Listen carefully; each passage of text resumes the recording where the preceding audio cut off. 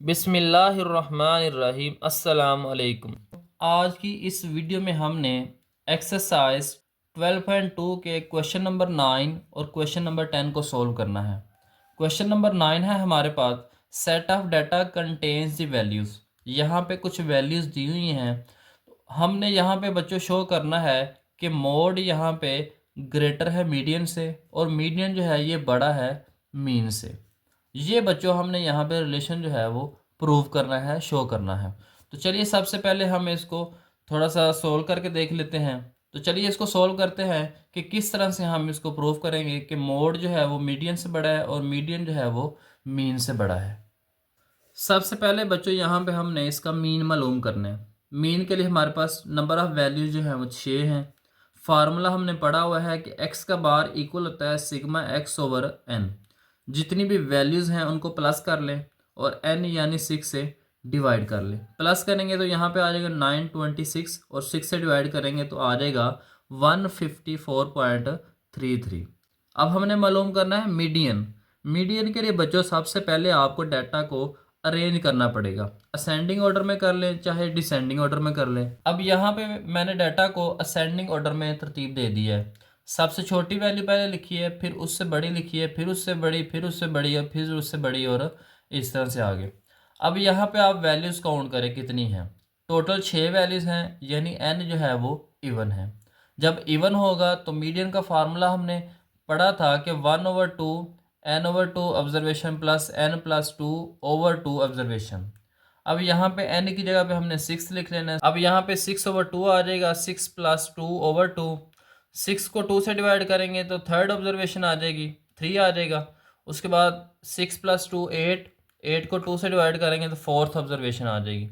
अब आपने डाटा के अंदर चेक करना है कि थर्ड वाली वैल्यू कौन सी है और फोर्थ वाली वैल्यू कौन सी है। ये आपने चेक करना है जिस डाटा को आपने अरेंज किया हुआ है बच्चों। तो यहाँ पे चेक कर लेते हैं कि थर्ड वैल्यू हमारे पास यहाँ पे 156 है और फोर वैल्यू जो है वो 157 है। इन दोनों को प्लस करेंगे और 2 से डिवाइड कर देना हमने। तो यहाँ पे दोनों को प्लस किया, प्लस करके आ जाएगा 313। उसको हमने 2 से डिवाइड करना है, 2 से डिवाइड कर लें या हाफ कर लें तो यहाँ पे आ जाएगा 156.5। तो यहाँ पे इसका मीडियन आ गया है 156.5। अब हमने मालूम करना है मोड।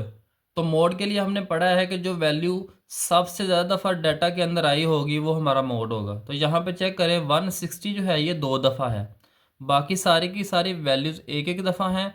160 2 दफ़ा आया है तो मोड यहाँ पे हमारा होगा 160 मोस्ट रिपीटेड एज। अब यहाँ पे तीनों वैल्यूज़ को हमने कंपेयर करना है। सबसे पहले हमारे पास बड़ी सबसे वैल्यू है 160, उससे छोटी वैल्यू है 156.5, उससे छोटी वैल्यू है 154.33।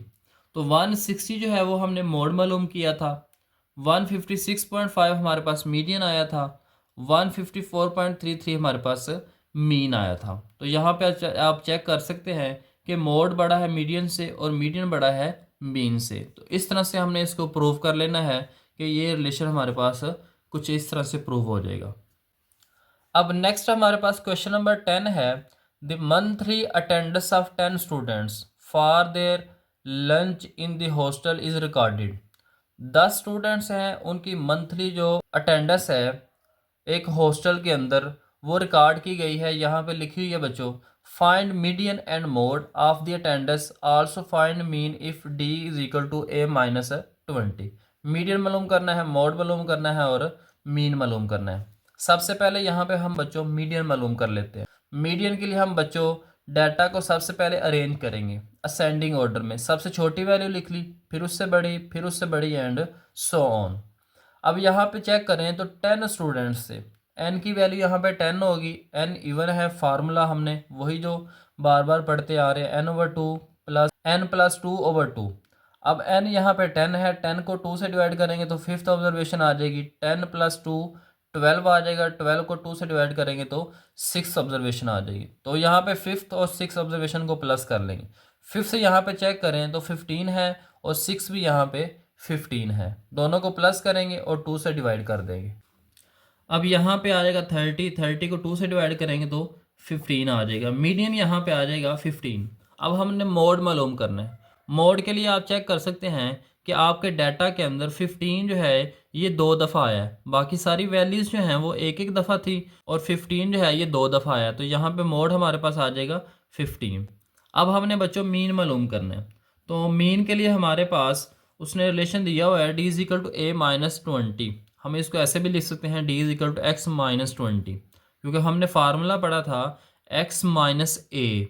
अब ए की जगह पे यहाँ पे हमारे पास 20 है बच्चों। अब यहाँ पे बच्चों जितनी भी वैल्यूज़ हैं ये एक्स हैं, एक्स यानी इनमें से आपने माइनस करना है 20 को।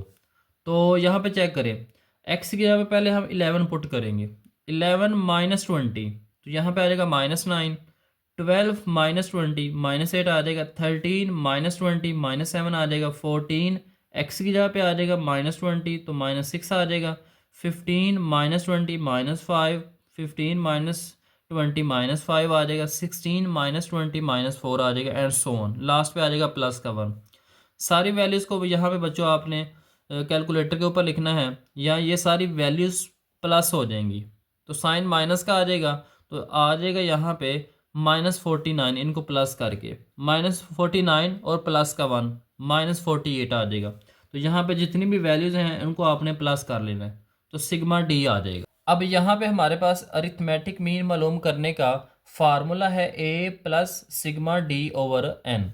ए हमारे पास एक्स में से जो वैल्यू माइनस हो रही है वो 20 है, तो ए हमारे पास 20 है, सिग्मा डी हमारे पास -48 है और एन टोटल जो स्टूडेंट्स थे वो 10 थे, तो यहाँ पे 10 से डिवाइड कर देंगे, प्लस माइनस माइनस 48 को 10 से डिवाइड करेंगे तो 4.8 आ जाएगा, 20 में से 4.8 को माइनस करेंगे तो 15.2 आ जाएगा। तो इस तरह से बच्चों हमारे पास इसका मीन भी आ जाएगा। तो इस तरह से आपने बच्चों क्वेश्चन नंबर 9 और क्वेश्चन नंबर 10 को सोल्व करना है। उम्मीद है बच्चों आपको आज की वीडियो अच्छी लगी होगी। अगर वीडियो अच्छी लगी है तो चैनल को सब्सक्राइब भी करें और आगे दोस्तों तक भी इस वीडियो को शेयर कर दें।